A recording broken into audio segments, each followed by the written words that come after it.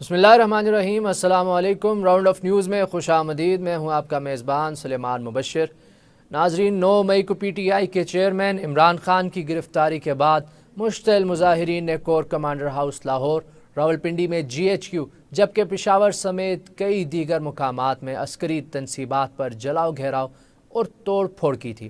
مسلح افواج کی کور کمانڈر کانفرنس کے بعد آئی ایس پی آر کی جانب سے جاری کردہ پریس ریلیز میں کہا گیا کہ شرپسندی میں ملوث افراد کو پاکستان آرمی ایکٹ اور آفیشل سیکرٹ ایکٹ کے تحت ٹرائل کے ذریعے انصاف کے کٹہرے میں لایا جائے گا۔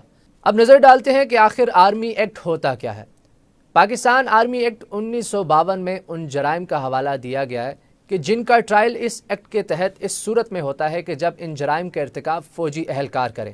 تاہم اسی ایکٹ کے اطلاق کے حوالے سے کچھ شکوں میں یہ قانون بعض صورتوں میں عام شہریوں پر بھی نافذ ہوتا ہے۔ فوجی ایکٹ کے تحت کارروائی کی صورت میں ملزم کے خلاف ہونے والی عدالتی کارروائی کو فیلڈ جنرل کورٹ مارشل کہا جاتا ہے۔ سن 2015 میں پاکستان کی قومی اسمبلی کے بعد ایوان بالا یعنی سینٹ کے 21ویں آئینی ترمیم اور آرمی ایکٹ 1952 میں ترمیم کی متفقہ منظوری دی تھی۔ ان ترامیم کے تحت مندرجہ ذیل جرائم میں ملوث افراد کو آرمی ایکٹ کے تحت سزا دی جا سکے گی۔ پاکستان کے خلاف جنگ کرنے والے، فوج اور قانون نافذ کرنے والے اداروں پر حملہ کرنے والے، اغوا برائے تاوان کے مجرم، غیر قانونی سرگرمیوں میں ملوث افراد کو مالی معاونت فراہم کرنے والے، مذہب اور فرقے کے نام پر ہتھیار اٹھانے والے، کسی دہشت گرد تنظیم کے اراکین، سول اور فوجی تنصیبات پر حملہ کرنے والے، دھماکہ خیز مواد رکھنے یا کہیں لانے لے جانے میں ملوث افراد، دہشت اور عدم تحفظ کا ماحول پیدا کرنے والے، بیرون ملک سے پاکستان میں دہشت گردی کرنے والے۔ اس کے علاوہ آرمی ایکٹ میں شامل آفیشل سیکرٹ ایکٹ برطانوی دور حکومت سن 1923 میں بنایا گیا تھا اور تب سے یہ چلتا آ رہا ہے۔ اگر کوئی دشمن یا کسی بھی شخص کو فوج سے متعلق کوئی خفیہ معلومات فراہم کرے تو اس ایکٹ کے تحت اس ملزم کا ٹرائل کیا جا سکتا ہے۔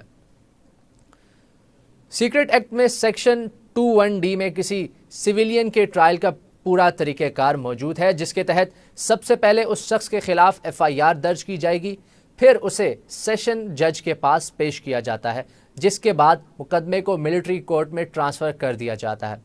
اس کے مطابق ان افراد کے خلاف کارروائی عمل میں لائی جا سکتی ہے جنہوں نے مبینہ طور پر ان مقامات پر حملے کا منصوبہ بنایا، اس کی ہدایات جاری کی۔ اس صورت میں فوج کو ان کے سویلینز کے خلاف 21D کے تحت ٹرائل کا اختیار حاصل ہے۔ اس ساری صورتحال میں سیکشن 59 اور 60 لگائے گئے ہیں، اور سیکشن 60 کا مطلب ہے سہولت کاری، یعنی اگر کوئی شخص جائے وقوع یا اس شہر میں یا پاکستان میں موجود بھی نہیں ہے اور ملک سے باہر ہے لیکن وہ فوج کے خلاف اکسانے میں مدد کا باعث بنا ہے تو اس پر بھی 21D کا اطلاق ہوگا۔ اب نظر ڈالتے ہیں کہ ماضی میں کن سویلینز کو ایسے مقدمات میں فوجی ٹرائل کے بعد سزائیں ہوئی۔ ماضی میں ایسے بے شمار سویلینز پر مقدمات درج کیے گئے ہیں جن میں سے کچھ کے کیسز ابھی تک ہائی کورٹ میں زیر التوا ہیں۔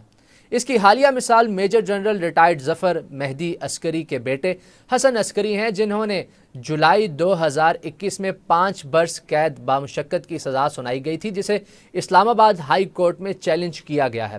حسن عسکری پر الزام ہے کہ انہوں نے سن 2020 میں جنرل قمر جاوید باجوہ کو ایک خط تحریر کیا تھا جس میں مبینہ طور پر ان کی مدت ملازمت میں توسیع ملنے پر اور فوج کی پالیسیوں پر ناپسندیدگی کا اظہار کرتے ہوئے انہیں مستعفی ہونے کو کہا تھا۔ یاد رہے کہ جنرل باجوہ کے دور میں 25 سویلینز کا ملٹری ٹرائل ہوا اور ان میں سے 3 کو سزائے موت جبکہ دیگر کو 10 سے 14 سال قید کی سزا سنائی گئی تھی۔ اب سوال یہ بھی بنتا ہے کہ کیا سیکشن 21D کے تحت دی گئی سزاؤں پر عدالتوں میں چیلنج کیا جا سکتا ہے یا نہیں؟ سیکشن 21D میں پروسیجر فالو کرنا لازمی ہوگا، یعنی ایف آئی آر درج کرنے سے لے کر ثبوتوں کی موجودگی اور آرٹیکل 10A کے تحت ملزمان کو فیئر ٹرائل کا حق بھی حاصل ہونا چاہیے، اور اگر پروسیجر فالو نہیں ہوتا تو اسے ہائی کورٹ یا سپریم کورٹ میں چیلنج کیا جا سکتا ہے۔